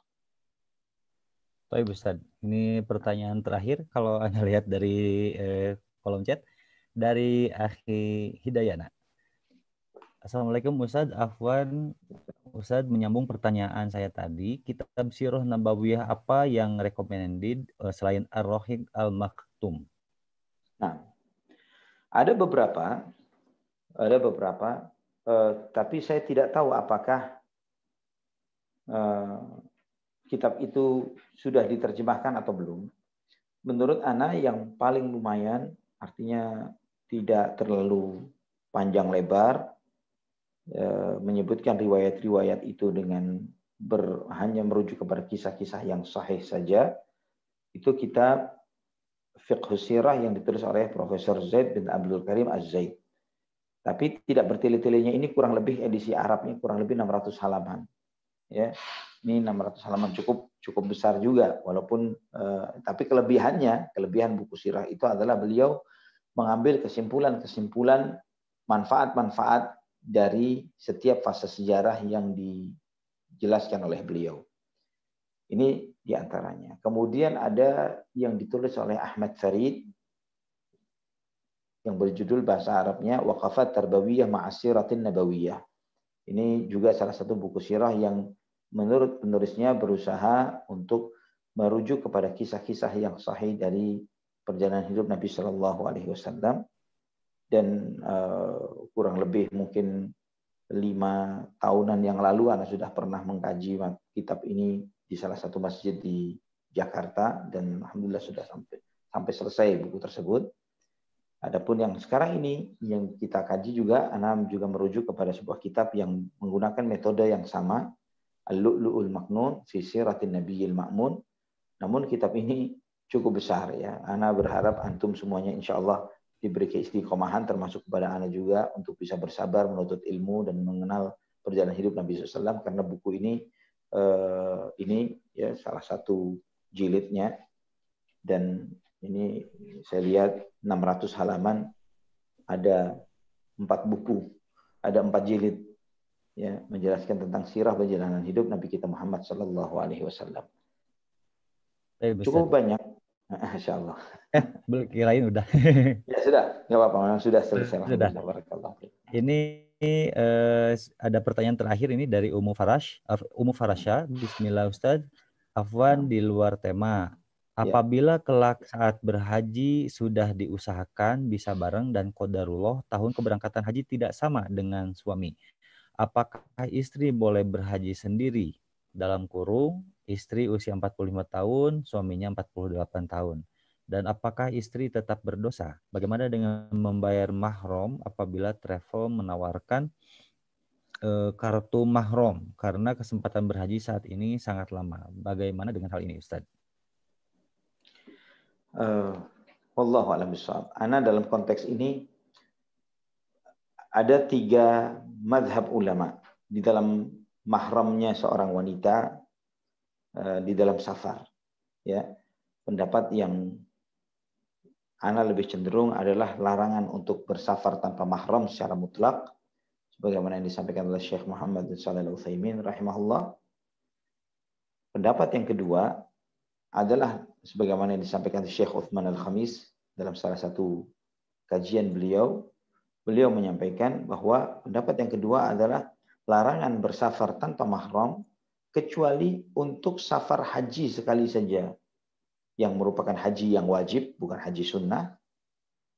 Ini konteksnya selama yang bersangkutan melakukan safar dalam keadaan aman, ya, dia safar ini dalam kondisi aman, terjaga, baik perjalanannya dari berangkat sampai pulangnya, ya, dia dalam kondisi yang terjaga karena tidak sendirian, bersama dengan rombongan, ya, dengan dikontrol dengan sebuah travel yang mengakomodir segala kebutuhannya dan lain sebagainya, maka dia boleh melakukan itu hanya sekali saja untuk haji yang wajib bagi dirinya. Selesai itu tidak boleh sama sekali. Kemudian yang ketiga adalah bolehnya melakukan safar tanpa mahram selama perjalanan itu aman bagi wanita ini. Ini pendapat juga populer di kalangan para ulama, di antaranya Syekhul Islam Ibnu Taimiyah. Namun wallahu a'lam bishawab, pendapat yang sesuai dengan dalil yang ana pahami dan yang diuraikan oleh Syekh Muhammad bin Shalih Al-Utsaimin rahimahullah adalah tidak bolehnya wanita bersafar tanpa mahram. Namun jika anti mungkin berpegang kepada pendapat yang kedua, yaitu ini safar sekali saja untuk menunaikan yang wajib, ini lebih ringan ketimbang pendapat yang ketiga yang mengatakan selama perjalanan itu aman, boleh bagi wanita untuk bersafar tanpa mahram. Wallahu a'lam bishawab. Wallahu a'lam bishawab. Baik Ustaz, alhamdulillah ini seluruh pertanyaan sudah kita sampaikan, dan Masya Allah dengan begitu sabar dan jelasnya Ustaz memberikan penjelasan atas pertanyaan-pertanyaan dari jamaah tersebut. Dan sebelum ditutup oleh Ustaz, seperti biasa kami mohon pertanyaan kuis untuk malam hari ini kepada jamaah. Tafadhol Ustaz. Semoga pertanyaannya pada kesempatan ini tidak susah untuk dijawab. Apa sebab nazarnya Abdul Muttalib? Apa sebab nazarnya Abu Muttalib ya? Abdul Muttalib ya. Abdul Muttalib. Apa sebab nazarnya beliau? Kenapa beliau bernazar untuk menyembelih salah seorang anaknya? Baik. Di awal kajian telah disampaikan, semoga memperhatikan. Ya. Baik, terima kasih Ustadz atas pertanyaannya. Kemudian mungkin di closing saja oleh Ustadz. Baik. Insyaallah ikhwatal iman rahimani wa rahimakumullah. Di kajian kita yang akan datang, materi kita adalah kelahiran Rasulullah Sallallahu Alaihi Wasallam dan peristiwa-peristiwa dahsyat yang mengiringinya. Ya, mungkin antum dari panitia boleh mencatatnya ya, supaya disiapkan posternya atau untuk materi yang akan datang, kelahiran Rasulullah SAW dan peristiwa dahsyat yang mengiringinya. Ini materi kita yang akan datang, dan pada kesempatan ini ikhwatal iman, kita masih belum masuk kepada fase kenabian, fase Rasulullah Shallallahu Alaihi Wasallam. Kita masih cerita tentang fase kakek beliau, orang tua beliau, dan bagaimana riwayat itu tercatat dengan rapi, mana yang sahih dan mana dhaifnya pun kita bisa menelitinya dengan baik. Ini menunjukkan kepada kita betapa gamblangnya kehidupan Nabi kita Muhammad bin Abdullah Sallallahu Alaihi Wasallam. Semoga dengan ini akan membuat kita semakin kokoh di dalam keimanan kita kepada beliau Sallallahu Alaihi Wasallam, dan juga semakin membuat kita semakin cinta kepada beliau Sallallahu Alaihi Wasallam. Dan kita memohon kepada Allah agar Allah Subhanahu Wa Taala mewafatkan kita di atas agama beliau, diridhoi oleh Allah Subhanahu Wa Taala, dan dipertemukan dengan Nabi kita Muhammad bin Abdullah Sallallahu Alaihi Wasallam. Amin ya rabbal alamin. Barakallahu fiik. Mungkin Anda tutup dengan doa kafaratul majlis. Ya. Subhanakallahumma bihamdik, asyhadu an la ilaha illa anta astaghfiruka wa atubu ilaik. Terima kasih Ustaz. Assalamualaikum warahmatullahi wabarakatuh.